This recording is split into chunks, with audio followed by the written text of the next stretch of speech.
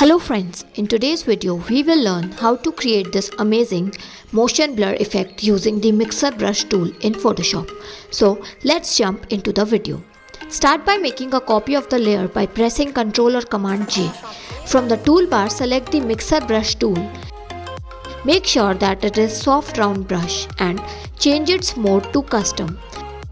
Make the brush a little bigger by pressing the bracket keys. Click on Alt or Option to take the sample of the area. Now create a new layer. Just dab once and you can see a part of the selection has been created on the layer. Adjust it by pressing Ctrl or Command T. Make a copy of that layer by pressing Ctrl or Command J. Adjust it as well.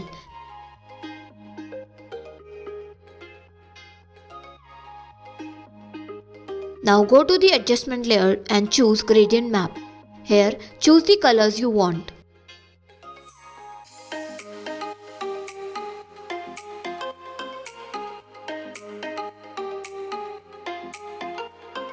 Hit OK and you are done. If you find this video helpful, do like it and don't forget to subscribe to our channel. Thanks for watching.